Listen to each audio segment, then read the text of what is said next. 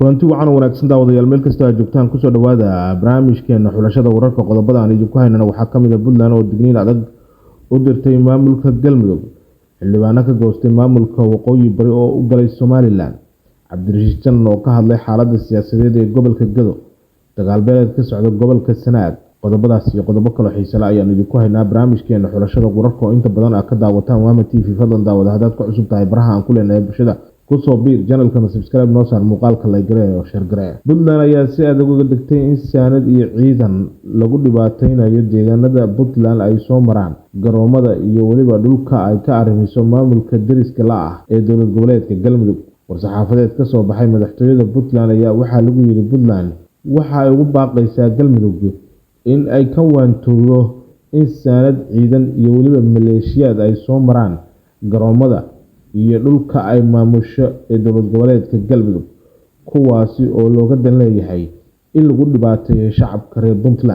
Puntland ayaa fariinta waxay u dirtay maamulka Galmudug iyadoo ogeysiinaysa beesha caalamka sida lagu xusay war-saxaafadeedka ka soo baxay Puntland dhinaca kale Puntland waxa ay sheegtay in uusan jirin ciidan sharci ah oo la yiraahdo BSF oo ka tirsan ciidamada difaaca Puntland iyo ciidan ka tirsan dowladda federaalka Soomaaliya oo ka howlgala deegaanada kala duwan ee Puntland war-saxaafadeedka ay soo saartay Puntland ayaa ku soo beegmaya xilli ay xiisad xoogan ay ka taagan tahay magaalada Gaalkacyo xarunta gobolka Mudug halkaasi oo dhawaan dowladda federaalka Soomaaliya ay geysay ciidamo tiro badan oo laga soo qaaday magaalada Muqdisho iyo waliba dowladda federaalka Soomaaliya oo faragelin siyaasadeed oo qaawan ku haysa deegaanada Puntland muddooyinkii ugu dambeysayna ka qoranaysa ciidamo kala duwan oo taabacsan iyada wasiirka xigeenka wasaaradda amniga Puntland ayaa ka hadlay xaaladda ka taagan Puntland iyo waliba faragelinta qaawan ee dowladda federaalka Soomaaliya ay ku hayso deegaanada Puntland wuxuuna sheegay in Puntland ay tallaabo sharci ka qaadayso cid kasta oo nabadgelyada khalkhal gelisa iyo cid kasta oo aan ka mid ahayn ciidamada kala duwan ee Puntland ciidamada xoogga dalka Soomaaliyeed hadda ciidanka lagu sheegayo oo fiqi oo meelahan helicopterada ku imaanayo oo ku ararurinayo runtii maahan ciidamo runtii xoogga dalka Soomaaliyeed lagu sheegi karo waa ciidamo loogu talagalay federalismkii iyo dawladnimadii heshiiska lagu ahaa in lagu wiiqo runtii dano gaar ah iyo xukun runtii in lagu ilaashado marka lama dhihi karo waa ciidan ay maanta leedahay Soomaali shal xildhibaan oo ka tirsanaa golaha wakiilada ee maamulka waqooyi bari ayaa xasaanadii laga xayuubiyay iyadoo oo lagu eedeeyay inay Somaliland ay dib ugu laabteen sida ay xaqiijinayaan ila wareedyo wargal ah xildhibaanadan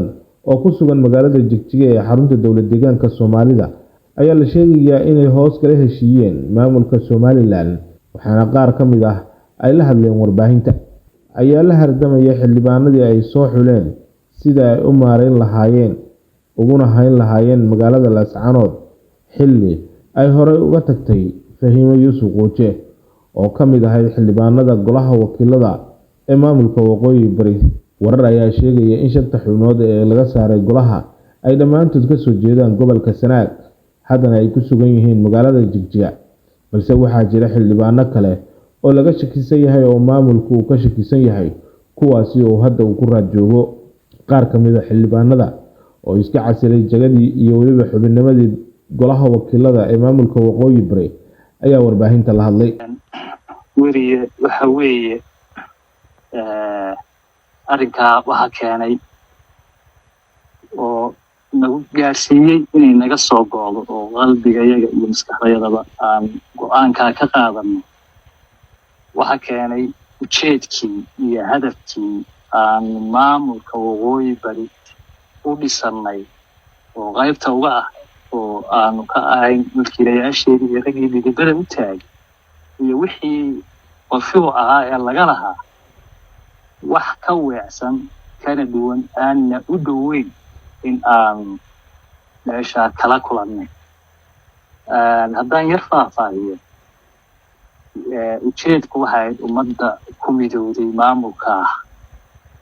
in lagu meel mariyo noloshooda mabaadi'dooda siyaasi ah horumarkooda ay nooc ee dawlad laga fisho laakiin waxay isu beddeshay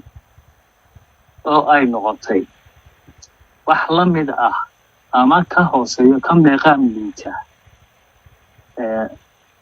NGO ina firdhiye iyo abwaan iska leeyihiin jeebka ku sitaan ayna marayaan heer ay ummadii caqligoodii ku ciyaaraan abuse gareeyaan whatever wixii iyaga maskaxdooda ay la noqotona ay ku dhaqmaan oo la macno ah xataa dictatoradii adduunka ugu sareeyay Hitler iyo yani ma ay gaarin qaababka ay nimankani meesha ka dhigeen una dhaqmayaan taasaa marka waxayna geeysiisay wixii aanu shalay annagu fikirkeeda iyo dhismaheeda iyo mas-uuliyaddeeda xildhibaan ahaaneed ama madax ahaaneed aanu ka hayno annagu lahayn inaanu si cad maanta uga tanaasulno garowsannana inaan dantayada iyo ujeedkii ummadayada aanu matelayno guud ahaan reer waqooyi bari aanan meeshan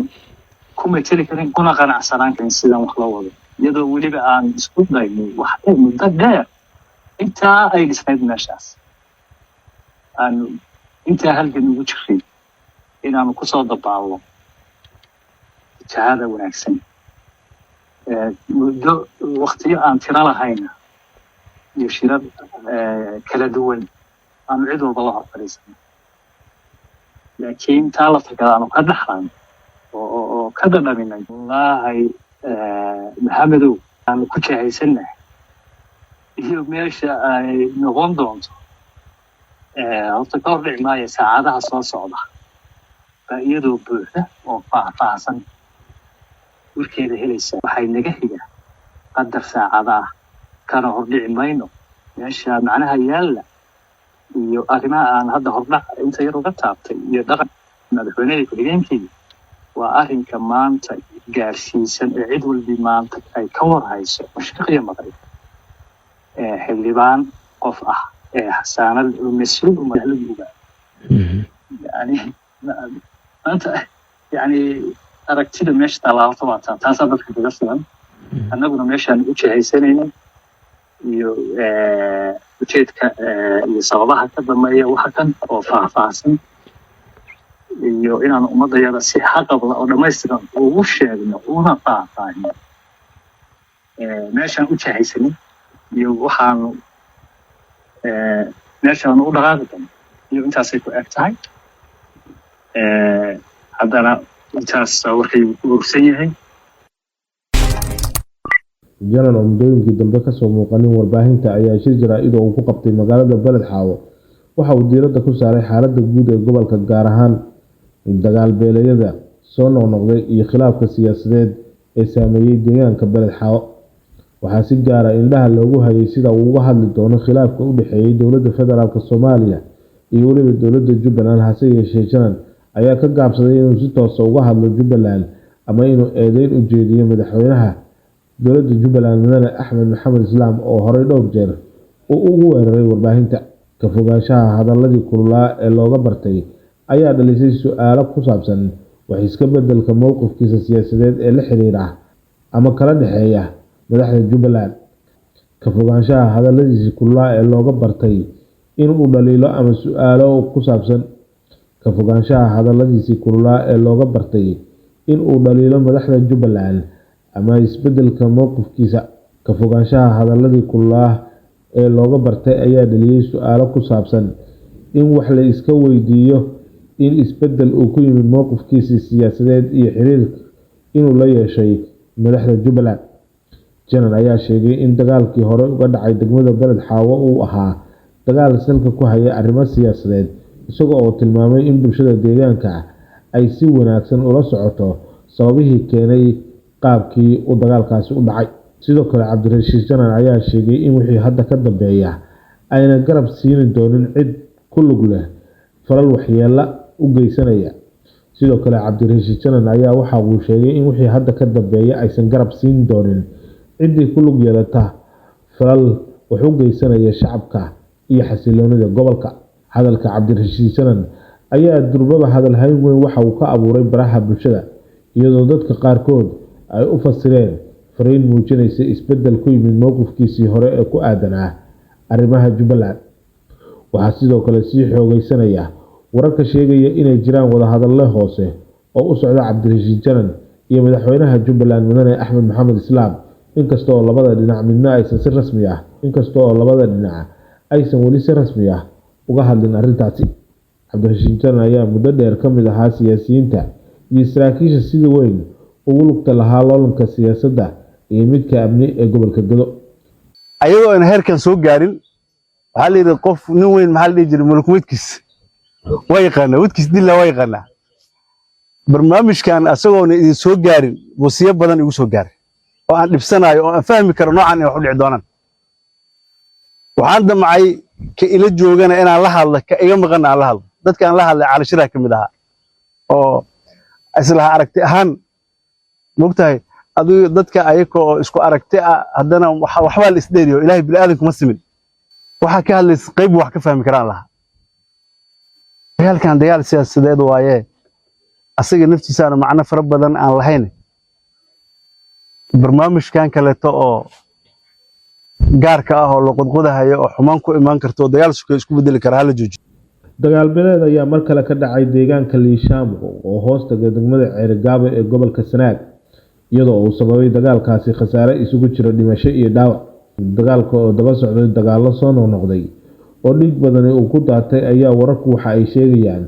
in uu sababay khasaare dhimasho iyo dhaawac leh, inkastoo aan weli si rasmi ah loo xaqiijin karin tirada dhimashada iyo dhaawaca ee ka dhashay dagaalka. Dagaalka ayaa dhacay kadib markii dowladda Puntland deegaanadaasi ay ka saartay ciidamada muddooyinkii ugu dambeeyay ku sugnaa oo ku dhex jiray maleeshiyaadka labada beelood. Xildhibaan ka tirsan baarlamaanka Puntland oo maanta ka hadlay arrintan ayaa baaq degdeg ah u jeediyay beelaha walaalaha ay ku dagaalamaya deegaanadaasi. Dhinaca kale, wasiirka wasaaradda ganacsiga iyo warshadaha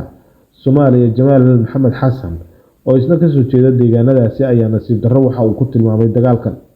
wuxuuna ugu baaqay beelaha walaalaha ah inay xabadda joojiyaan islamarkaana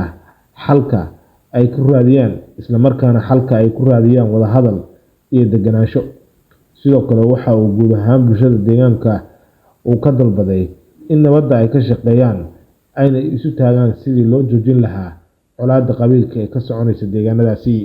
fadlan daawada intii ku egyahay barnaamijkeena xulashada wararka oo si toos ah aad uga daawanayseen Waama TV. fadlan daawada haddaad ku cusub tahay baraha aan ku leenahay bulshada ku soo biiri channelka subscribe noo saar muuqaalka like gareeyo share gareeyo.